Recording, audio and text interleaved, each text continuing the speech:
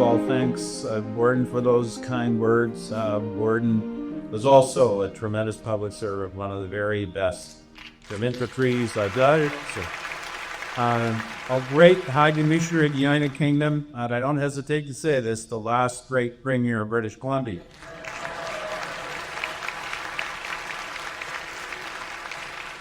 So I just want to kick this off as well by also thanking you for inviting me to be here for what's an important fundraising initiative for an important institution. The Shaare Zedek Hospital is, to me, emblematic of just so much of what has made Israel a remarkable country. You know, created a very long time ago when there was very little there, to become a world-leading institution that delivers services to people beyond politics, race, religion, ethnicity. Just a tremendous institution. So I'm very pleased, and we're both very pleased to be part of the fundraising effort. But I also just want to add something Gordon and others said as well. I just want to thank you as well for not just your support as a community of this particular initiative, but your support as a community for just so many things, not just in Israel, but in this country. I've been around the country, I've been around the world, but especially around this country. But there is no group of Canadians like Jewish Canadians. There's just so generous for so many causes and so vital to the social fabric of this society. And look, I just tell you, I know these are tough times, and frankly, there are days I just watch things that my heart just breaks. I know my father, some of you have heard me speak before, my father really came of age or started to understand the world during the Second World War, when, you know, our society was existentially threatened by fascism.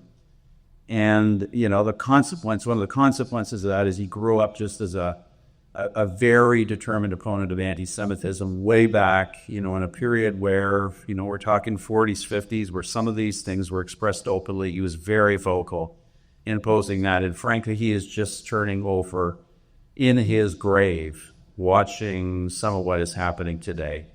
But look, just know this, that although there's a lot of bad people with a lot of big voices, there are still a lot of people in this country that understand the value of our Jewish community, that are friends of the state of Israel, and that thank you for everything you do. So I know that there are still lots of good work that back there be all behind.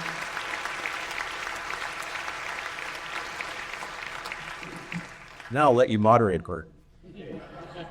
Well, thank you very much, Prime Minister. I think one of the things that we're all aware of is kind of, for want of a better term, the fracturing of the Western world and the sort of new geopolitical situation that we find ourselves in. It is not what it was 50 years ago or 20 years ago. The world is significantly different. And I wonder, as you look out at it, and you look at what the current relationship is, the new sectoral kind of activities that are taking place, how do we navigate the world of the new United States, the new Europe, the new Asia? How do we look at that and make sure that we take full advantage of the opportunities? I don't want to spend all of our time talking about the problems that we have in Canada. Let's talk about the opportunities that we have in Canada. Yeah, great question. And look, I have been talking a lot about this to my clients recently, and I do have what I think are some important messages on this.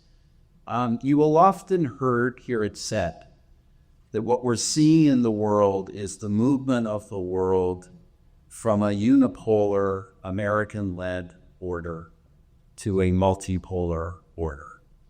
And I'm here to tell you that that is not really true. What you are seeing is the world going from a unipolar order to a multipolar disorder. We are moving from order to disorder. We are seeing a whole system of arrangements. I mean, they weren't always perfect. They weren't in place everywhere, but a whole system of arrangements internationally based on institutions and values that I think are now truly dissolving. And in its place, we're going to have, very much kind of the, for lack of a better term, the kind of survival of the fittest and the triumph of the strongest. And for a country like ours, it doesn't mean, for example, that our relationship with the U.S. is at an end. It just means it's going to be a very different kind of relationship. And I think in a way, it's an opportunity for this country to really realize its potential. I spend most of my time now as a businessman. I'm mostly in the investment world. And to use an investment term, this country has to overweight the United States way too much for way too long. And, if we can take advantage of the trade relationships that my government established around the world, if we could get our resources out of the ground into markets, and we have an opportunity to be a genuine, globally connected economy instead of just kind of an economic appendage to the United States, which in some way we have become. I think it's tremendous opportunity. And by the way, it's a big undertaking. It has to have a vision. It has to have determination. I think it has to be done quickly because things are coming at us very quickly. But I'm just going to give you the history lesson for those because nobody teaches history anymore. This is not unprecedented. And I like to talk about the year 1866. What happened in 1866? Two things happened in 1866. The U.S. government, Secretary of State William Seward, published a map showing how they were determined to annex Canada. The other thing that happened in 1866 was the United States canceled its free trade agreement with Canada. People don't know that in the 1850s and 1860s we had a free trade agreement. So, sound very familiar? And what happened? What happened in that era was Sir John A. Macdonald and his colleagues used this opportunity to put together a vision and a plan to unite all of the colonies across, from one ocean to the other, across the country, to create a national federal government and to begin the whole process of nation building that happened over the next few decades. And they did that under the shadow of the threat of American annexation and the threat of the collapse of the economy from the end of free trade. And so I just think, we're a lot stronger and more vibrant than we were then. So let's seize this as an opportunity to really realize the potential of this nation.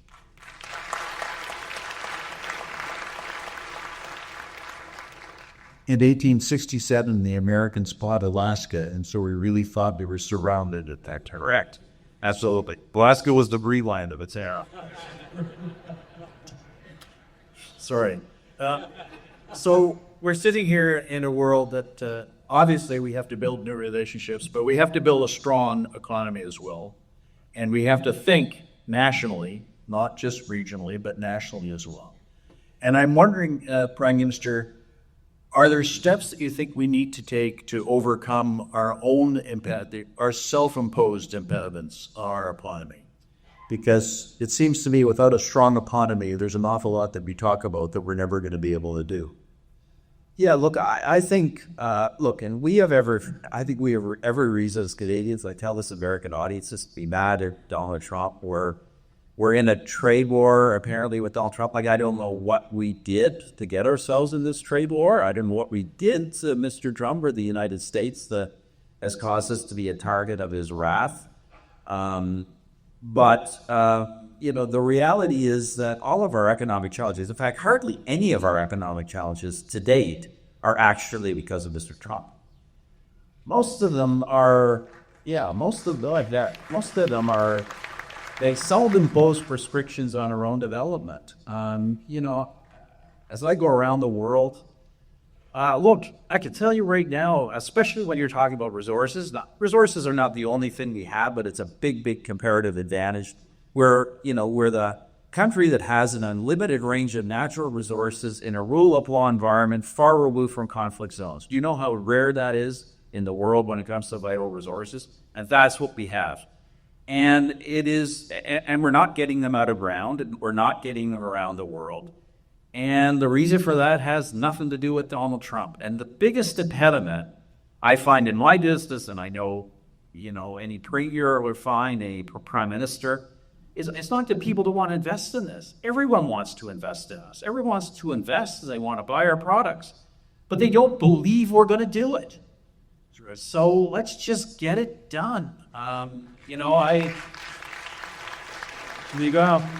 We got a new prime minister, and my advice to him would be just go with breakneck speed. We don't have a moment to lose. I think the Trump train is coming at us a lot stronger than we think it is, and a lot quicker. And so let's get on with this right way. I'm just going to do one more section on this, if I can.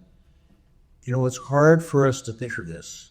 But Prime Minister Harper said we should be an energy superpower in 2012. Now think of how long ago 2012 was.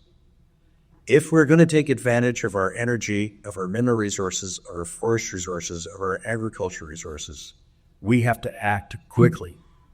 Not talk about acting quickly, but we have to act quickly. We've got to get our energy to Asia. We've got to get our energy to Europe. And the one thing I can guarantee you, it's economic to do that. It will bring billions of dollars into Canada, create thousands and thousands of jobs in Canada. We are up against the clock, and the clock doesn't care much about us. We have to care about the clock. So one of the things that I'm interested in, Prime Minister, as we look to the future, is we know that there are some they're just dramatically different situations that we face. Particularly, we face it in the Middle East.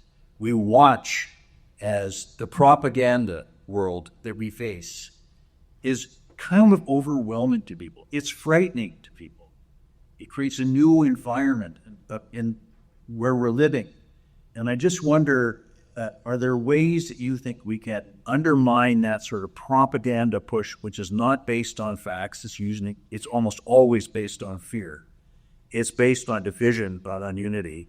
And I wonder if there's anything that you can think that we could do that will help us mitigate or turn back that tide of propaganda. It hurts us in energy. It hurts us in the Middle East. It hurts us around the world. So Well, definitely. Easier to say than do. I just think so much of this does really require leadership, at the most senior levels of government. And people that know the fearlessly tell the truth. My experience was you fearlessly tell people the truth on things they know in their heart to be true, and they will sooner or later align with it. I wanted to talk about some of those issues a bit later tonight. But I think down deep, here's what encourages me. Here's what scares me.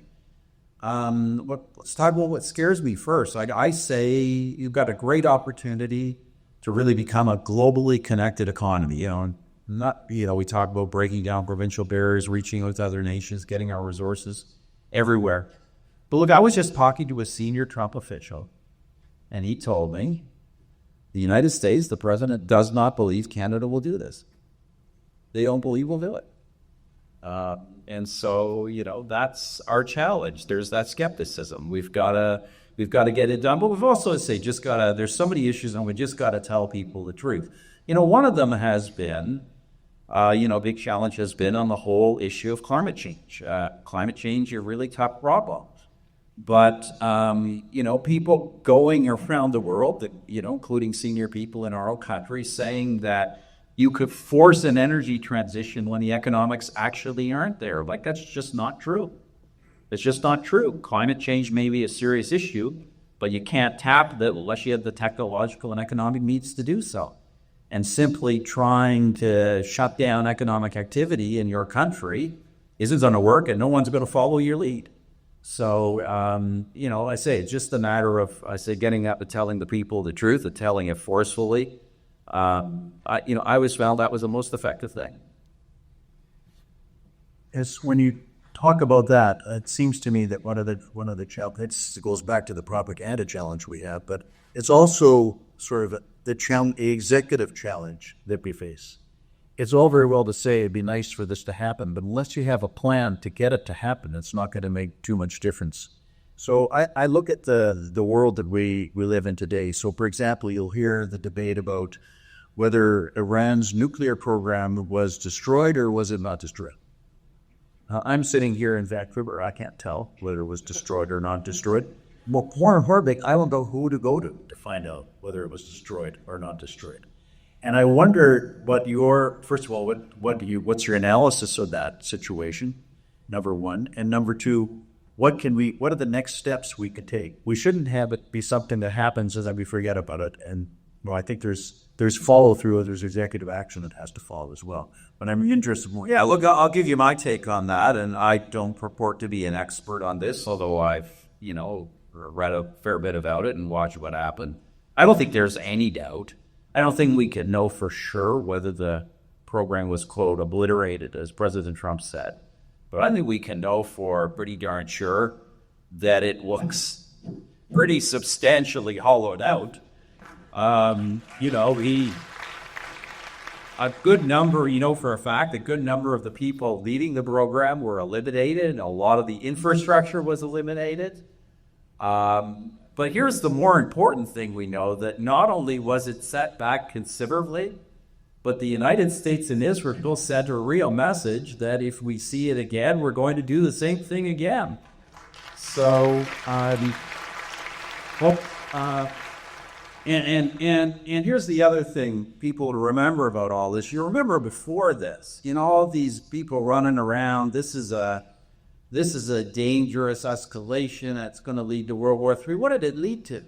There was no Iranian response at all. And by the way, there was also no one actually coming to their defense.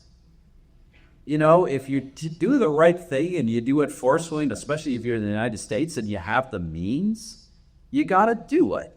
And so it was done, and it'll be done again. Now, that doesn't mean the people running Iran are genuinely crazy. They will keep digging away, trying to, unearth the reactors and do whatever they're going to do next. It doesn't matter.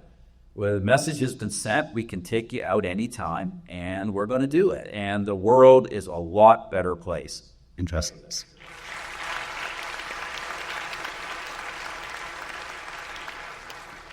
So I'll just ask one more question on that. It seems to me, yes, that is the case, but it's still the case that Iran is sponsoring Hezbollah, Hamas, the Houthis. How is Canada, or does Canada play an active role in confronting that? Because it's a seed that if we don't pay attention to it, could bear fruit again. Well, I was going to say that, also on that score, in fairness to particularly the Israeli government, not just the United States, is the lead up to the attack on the Iranian nuclear program. Hezbollah was decapitated. You actually now have a Lebanese government trying to push Hezbollah out. The Hezbollah allies in Syria fell. Lost tower. We'll talk about, I'm sure, Hamas, seriously degraded. The Houthis seem to still have some fight in them. The Iraqi Shia militias they're worried about Iraq. They backed away from Iran. Iran has been pretty isolated by this. But look, let's just talk about your question board, which is what can and should Canada do? And look, I hate to talk. It's just, once again, talking truth. I hate to go back to this, but I'm going to say it over again. I know everyone in this room has heard me say this before. We need leaders in this country who are going to tell the truth about the Middle East. And the truth about the Middle East is really this simple. It's that we have one country in the Middle East. It is a country that shares our free and democratic values. That is the state effort. And that country, people ask me, why you support Israel so much? Has it got to do with religion or your view of the Jewish community? There are a million reasons. But as Prime Minister for Canada, the reasons were really simple. Here is this one country in the Middle East that shares our values and that is a friend of this country. And the people who are the enemies of that country are enemies of this country. You see what they stand for? What is an incomprehensible attack? And anyone in this country, any political leader who does not stand unequivocally on the side of Israel and the conflict between it and its enemies is betraying the very long-term interest of this kind of thing.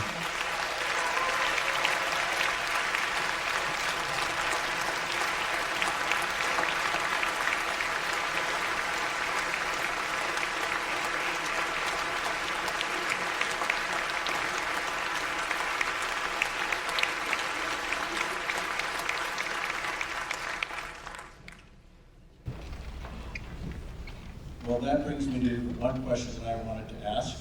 I'm not sure if you wanted to ask, but I'm Gordon, we're politicians, we know how not to answer questions.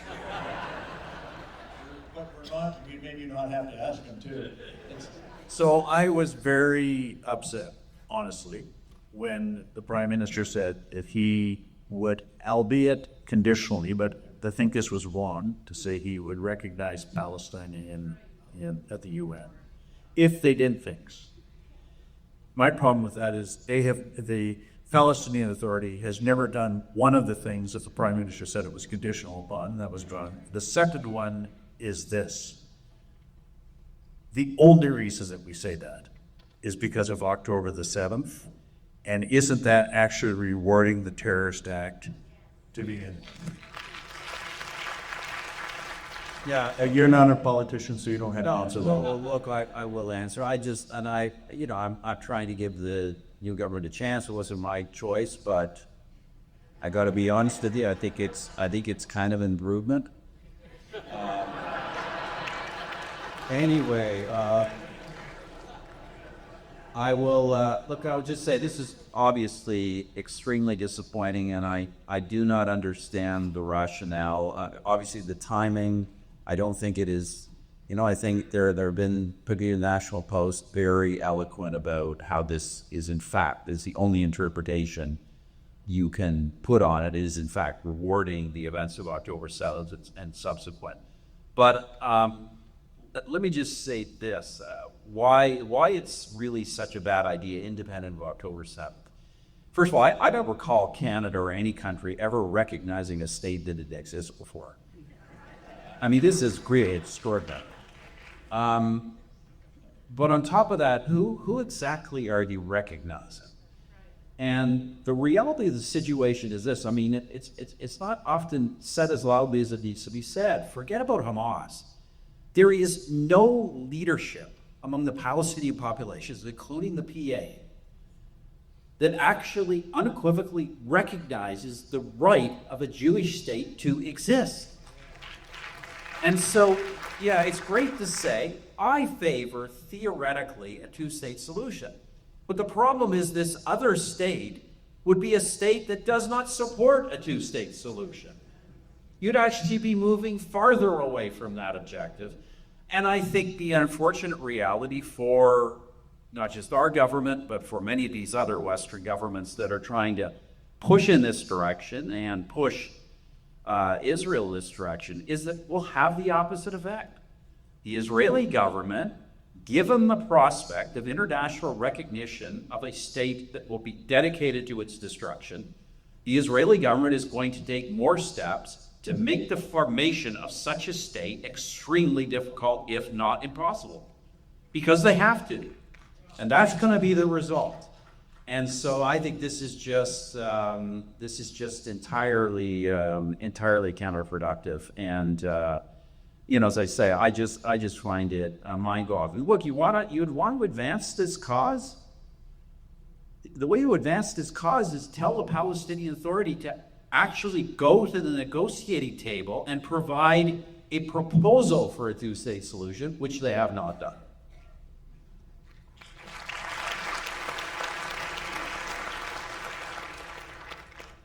I think that I know that we have some questions that are coming from. Do you want to do that, Zach? Yeah. Say this on behalf of myself and everyone else here, Prime Minister. I think that the challenges we face can feel overwhelming, They feel overwhelming when we don't have someone who analyzes them, looks for the results that reflect Canada's values and the strength that Canada has, the true strength that we have. And that's what you gave us both tonight and what you gave us as Prime Minister. You led the country through 10 years. You created more trade opportunities that had happened before, and certainly that's happened since. You understood the strengths of Canadians, and you understood the strength of our values. Our values are reflected in what you described tonight as the one democracy in the Middle East. They're reflected by the Jewish community in Canada.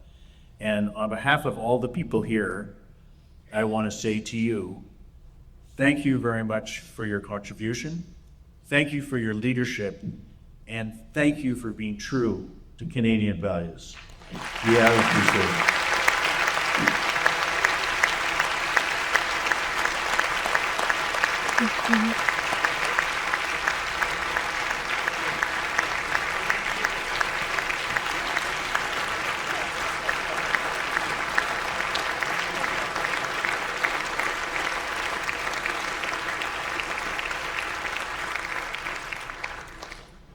Well, we had several questions from the audience this evening, but a question that came up over and over again was a lot of folks have said they feel that the issue of Israel-Palestine is used as a club against Jewish Canadians. They've noticed in their professional associations, societies, unions at universities, a lot of organizations that have no stake in the conflict take a very aggressive position, and they feel like it's a way to intimidate Jewish Canadians.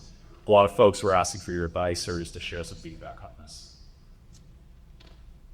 Yeah, look, it's a great question and a tough one to answer because, I think it's one thing for somebody like me. You start with as a Gentile, so the hostility is not necessarily directed to me, and also as a former Prime Minister, it's a lot easier to just get up and be very blunt about what you think. That people could be somewhat intimidated by that. I really do feel a lot of sympathy for ordinary Jewish people who face this in their private, professional lives and feel intimidated. I guess that all said, though, the only advice I can give you is to be resolute on it. When you see anti-Semitism being expressed, when you see positions being taken that are directed deeply at intimidating you, I just think you have to stand up and you have to take your stand. Now, I hope this may not be helpful. I happened to be listening to my Bible study earlier today, and some of the words of Jesus on this very point. But really, the essence was, when you're confronted with this kind of evil, you resist it. You don't resist it by doing evil back. You resist it by taking strong, dignified, principled positions in response. And I think that's what you just have to do. You can't let those occasions slip. You can't let them go by. You do have to speak up. And if I can just say one word about the particulars of this conflict and the current context of these attacks.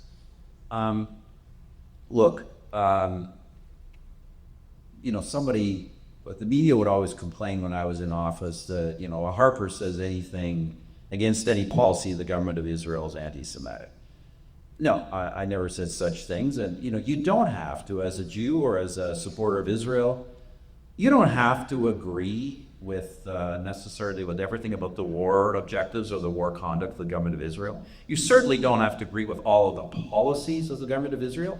By the way, if you look at Israel, they don't all agree. As I said, being against the government of Israel, policies of the government of Israel, is goes to the heart of what Israel itself is all about. But here's where you draw the line. Being opposed to the existence of Israel, being opposed to the right of Israel to be a Jewish state and live in peace. Look, being opposed to Israel because it is a Jewish state, being opposed to policies of the government of Israel is not anti-Semitism. But being opposed to Israel because it is the only Jewish state in the world is the definition of anti-Semitism. And anybody who is taking positions that radical, as most of the people you're talking about actually are, they are taking an anti-Semitic position. Oppose the existence of a Jewish state is an anti-Semitic position, and it should be followed.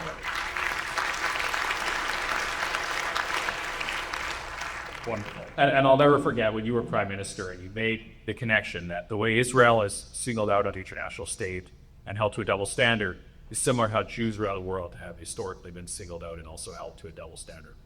There were a lot of questions about the most recent federal election. People were curious about. It was a roller coaster ride for a lot of folks. I experienced that personally.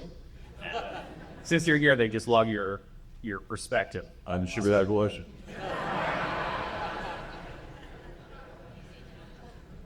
Boy, now you put me on the spot. So, first of all, look, obviously I'm disappointed with the result. And look, I'm disappointed with the result, but I also have to say, let's just be really clear, and, I'm still a supporter of the Conservative Party of Canada and of our leader, Mr. Poilievre. That all said, we have a new Prime Minister. As I said, I think problems coming at us in the next year, they're a lot more serious than Canadians realize. And so I hope our Prime Minister makes wise decisions and is successful. Our job of our party will be to oppose him and to highlight his failings, but for all our own sakes, I do hope he makes wise decisions, and to the extent he asks me my views, I'll give them to him. That said, just on the election itself, first of all, just as a conservative, I know a lot of people were upset. I just think we do have to put it in context. It was the strangest election in Canadian political history. And we have never had the President of the United States intervene in such a deliberate way, and with the purpose of electing the Liberals. I mean, there was no doubt. We don't really know why, but there was no doubt he did not want our party to win, and he did want the Liberal Party to win. That said, our party got the highest vote of any federal right of center party since 1988. They got a huge popular vote. So best result on the popular vote front in a long time. They went up in seats. And they've now gone from being the only plausible alternative government to literally the only real opposition party in the country at all. So, if Mr. Carney does not deliver, I think you can say with almost certainty that we are now the alternative choice. I do think the party has to take a hard look at what went right and what went wrong, as we always did. I used to say that all of my failures in politics and business were always far more instructive to me than my successes. When we lost the election in 2004, the kind of soul searching and changes we made following that were critical to the victory we then had 2 years later. So I hope that is done. I do think this, and look, I'll be really frank with you on kind of the big criticism of the big picture. It's that the biggest single issue was the Trump administration's attitude to Canada. And our party took the position that we couldn't win if we fought on that issue. And I think that was fundamentally right. I think that if we were going to win, we had to do what we tried to do, which was to draw attention to economic performance, and how the bread and butter issues that we saw in the election. A lot of people voted for us for that reason. Not everybody was obsessed with Donald Trump. I think where the failure was not that fundamental strategy. The failure was in the details. The Liberals displayed incredible, I'm being charitable, incredible tactical flexibility, and we did not show the same level of flexibility. And one of the, as you know, Gordon, one of the great challenges in politics is how do you be principled? How do you kind of not lose the focus of what you're actually trying to achieve, while dealing with the curveballs and and the challenges that are thrown up in front of you that may require you to adapt to circumstances. And the Liberals showed tremendous, look, I thought they ran a tremendous campaign, showed tremendous adaptability. We ran a very principled campaign, but we need to show a lot more adaptability when circumstances change.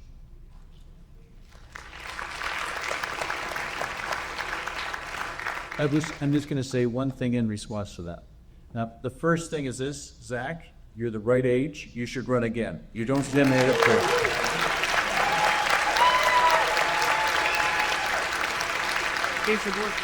And the second thing is to all the rest of you. If you're not running, make sure he gets elected. What you do matters.